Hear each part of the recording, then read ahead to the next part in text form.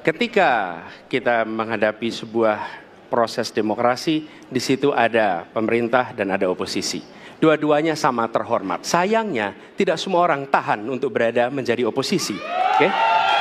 Seperti sampaikan Pak Prabowo tidak tahan untuk menjadi oposisi. Apa yang terjadi?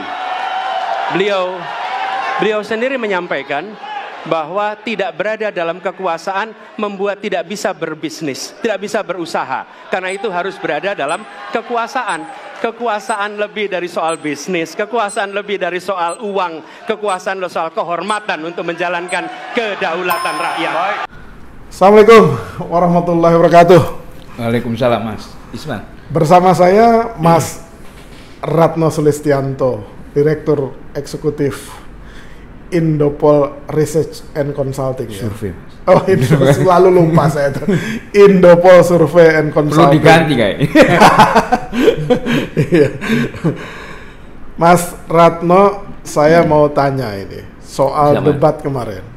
Kan itu animo orang nonton debat tuh sepertinya lebih tinggi daripada debat di 2019. Ya parameternya sederhana aja. Di samping semua media itu menyebarluaskan, tapi juga ada fenomena kayak nonton pertandingan sepak bola itu. Di beberapa tempat itu ada nobar. Iya. Itu bener ya? Di B3 kan gede itu. Iya bener kan? Iya betul. Di depan kantor partainya itu gede gitu. Ya itu artinya pendidikan politik buat masyarakat kita kan. Nah Mas Ratno ngelihat debat kemarin itu gimana? Ya Mas, ada dua hal sebetulnya ya. Pertama secara kualitatif isi debat, kemudian penampilan begitu ya. Kemudian yang ketiga itu sebetulnya kita sinkronkan dengan penilaian publik Mas.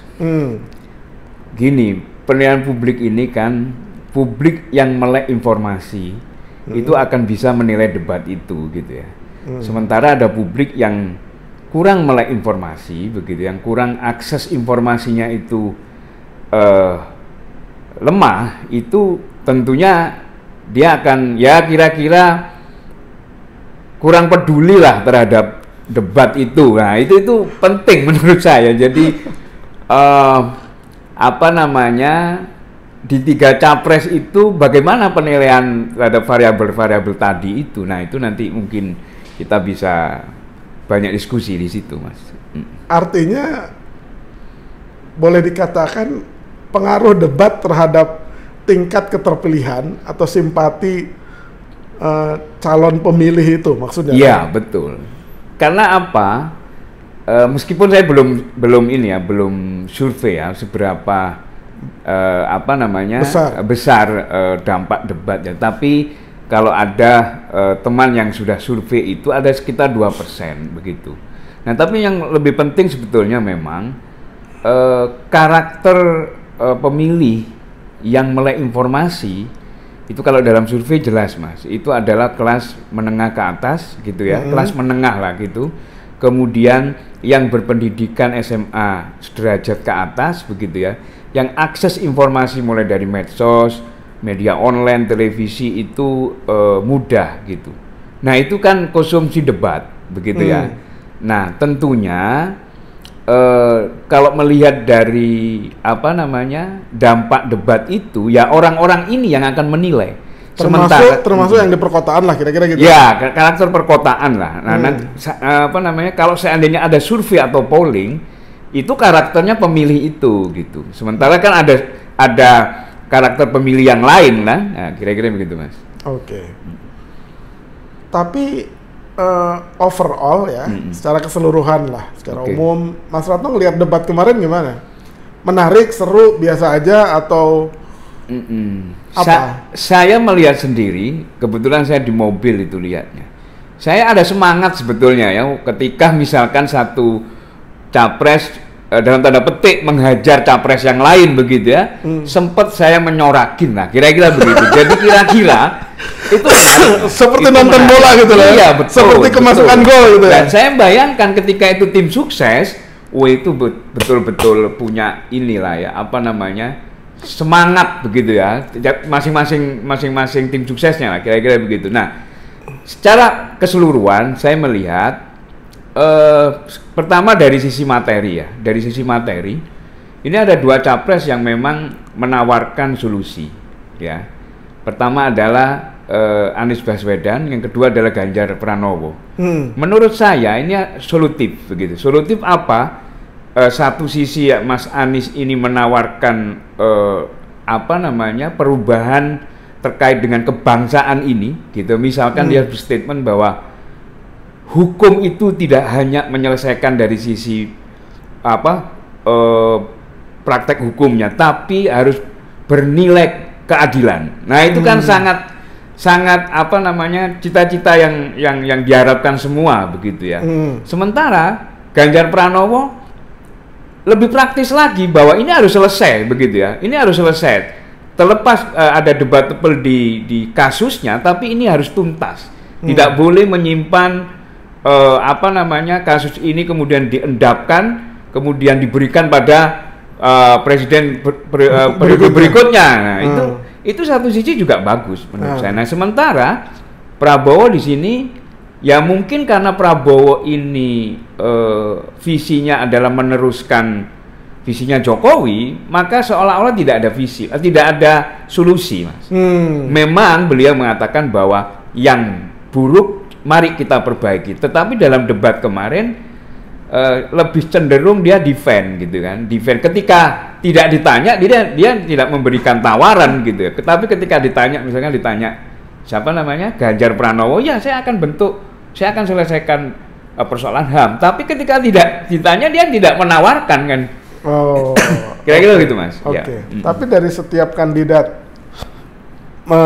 dalam konteks kekuatan dan kelemahan masing-masing tuh Mas Ratno ngelihatnya gimana tuh? Ya. Misalkan kekuatan kelemahan Ganjar dan yang lainnya. Ya. Gini, balik kepada siapa sih yang nonton debat itu gitu ya. Kemudian perilaku pemilihnya bagaimana begitu ya. Kalau dari sisi positifnya memang figur yang menawarkan perubahan, figur yang menawarkan visi perubahan dari sebelumnya, gitu ya, itu yang lebih unggul menurut saya, ya kan? Kira-kira Anies Baswedan lah, kira-kira begitu. Kemudian positif Ganjar misalkan, itu lebih praktis, lebih kemudian menyentuh persoalan-persoalan masyarakat, ya, lebih menyentuh pada persoalan-persoalan masyarakat kecil begitu. Tuntas, tidak hitam putih begitu, harus selesai. Nah, ini kan juga dibutuhkan oleh rakyat kecil terutama, ya. Kira-kira gitu. Nah, positifnya Prabowo misalkan, ya bagi pemilih yang sekarang ini masih menginginkan Jokowi, menginginkan pemerintahan hari ini masih berjalan, ya itu solusi bagi Prabowo sebagai figur yang memberikan solusi itu gitu ya.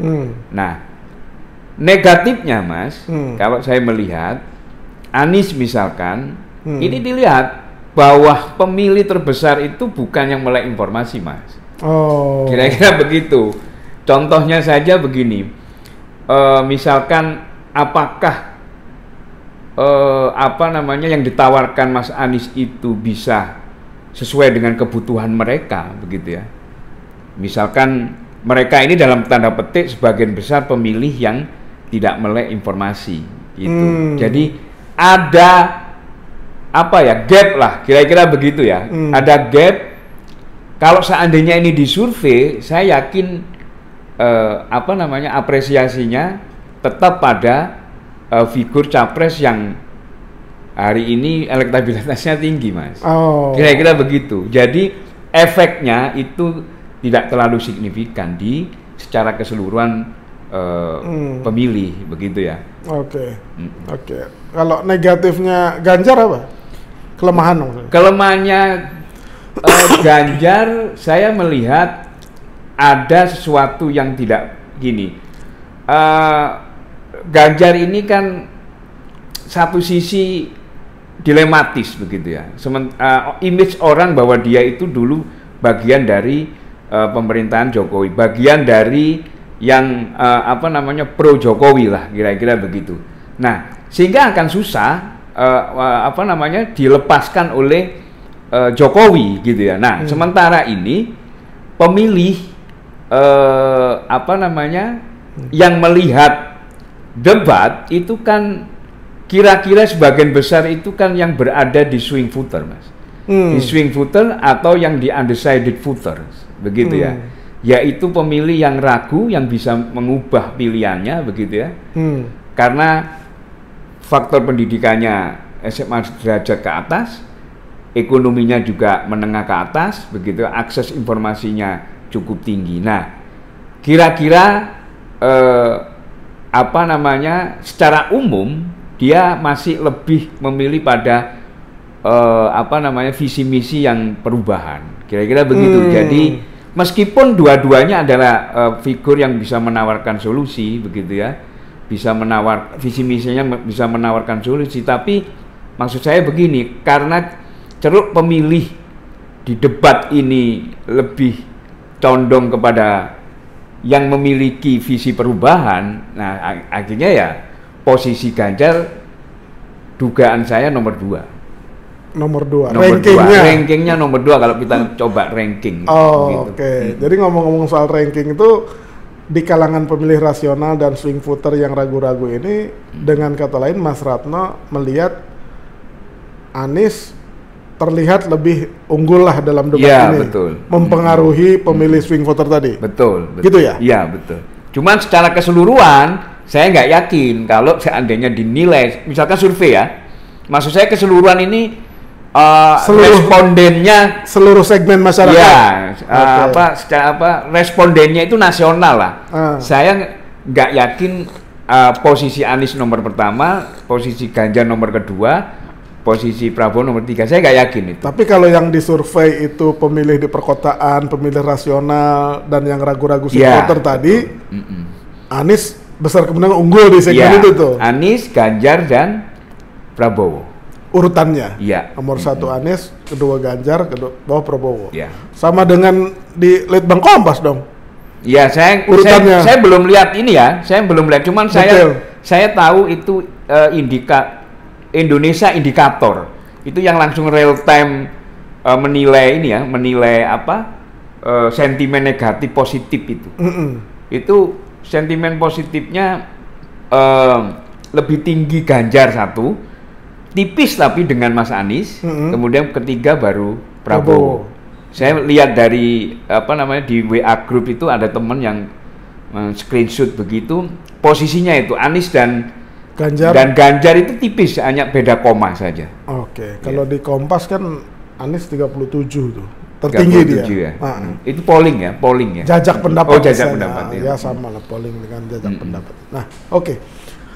Kalau Prabowo kelemahannya apa tuh? Prabowo kelemahannya menurut saya ya masih nampak dari gestur apa namanya emosional begitu ya. Artinya gini, meskipun saya paham bahwa Prabowo ini dibesarkan kan tidak di dunia debat, tidak di dunia yang egaliter gitu, bahkan otoriter dan atas bawahan gitu ya, di tentara. Komandan lah. Ya, tapi dia harus banyak belajar mestinya karena dia sudah tidak tentara lagi. Dan ini mestinya itu harus apa namanya diubah karakter-karakter seperti itu agar publik atau masyarakat itu yakin atas kepemimpinan dia secara komprehensif, misalkan ya dia tegas, ya kemudian bisa mengayomi. Nah, ini kan nggak nampak seperti itu, Mas. Masih ada pola-pola menekan orang lah gitu ya, atau dia tidak mau ditekan begitu ya. Itu kan karakter atas bawahan yang selama ini dia selalu menekan bawahan, itu termanifestasi terlihat di situ gitu ya. Ketika dikritik orang dia langsung respon begitu ya. Meskipun ada gaya-gaya yang memang diubah dari yang 2019 misalkan ya, seolah-olah dia menerima hal itu, tapi tidak bisa dibohongi. Gestur, bahkan terakhir saya lihat ada apa namanya, bagaimana dia menyinyirkan nyinyir kepada Mas Anies ketika Mas Anies bicara. Iya gitu ya, sambil melet begitu ya. Itu kan menurut saya reaksi-reaksi yang tadi saya sampaikan gitu. Sebenarnya dia tidak mau diremehkan, kemudian seperti dikritik gitu. Kira-kira begitu, Mas. Oke. Ada satu ini juga yang lagi viral itu cawapresnya Prabowo itu sampai berdiri menyemangati, lihat ya. Iya. Begini itu. Iya. Menurut Mas Gibran. Iya. Menurut Mas Ratna ngelihatnya gimana itu? Ya kalau itu kan jelas bahwa menunjukkan kurang stabilnya ini ya, psikologi atau mental anak muda ya. Jadi biasanya begitu kalau karena ini tadi sudah disampaikan Mas Iswan bahwa ini kayak pertandingan tinju begitu ya. Ketika kemudian yang dia yang dia pro atau mungkin itu capresnya ya, pasti dia akan ada semangat pembelaan kan gitu. Saya yakin saat itu pada saat Prabowo menyampaikan terkait MK. Saya yakin itu. Kalau memang kalian tidak suka sama kami, ya tidak usah pilih gitu kan. Biarlah rakyat yang akan memilihnya. Kira-kira pada jawaban dia juga kan. Pada saat momen itu kan. Iya, sepertinya itu. Kan jawaban Gibran kan juga kalau misalkan ditanya oleh wartawan gitu ya. Itu pasti nanti rakyat. Ya kita buktikan aja, istilahnya kan dia nantang lah. Kira-kira begitu ya. Iya. Dan yang lucu Pak Prabowo tuh bilang waktu soal MK segala macam, sudahlah kita ini bukan anak kecil, sudah sama-sama tahu loh. Yang intervensi siapa gitu. Tapi ada yang melesetkan itu. Berarti tahu ya yang mengintervensi sudah tahu, berarti kan ada yang begitu itu. Berarti Pak Prabowo sudah tahu yang mengintervensi gitu ya. Iya. Dan dia ingin menunjukkan bahwa yang intervensi itu bukan dia gitu. Iya. Kira-kira kan gitu ya. Ada gitu. Ada gitu. Kira-kira kan tafsir penonton tuh begitu, ya kan. Terus gini Mas Toto.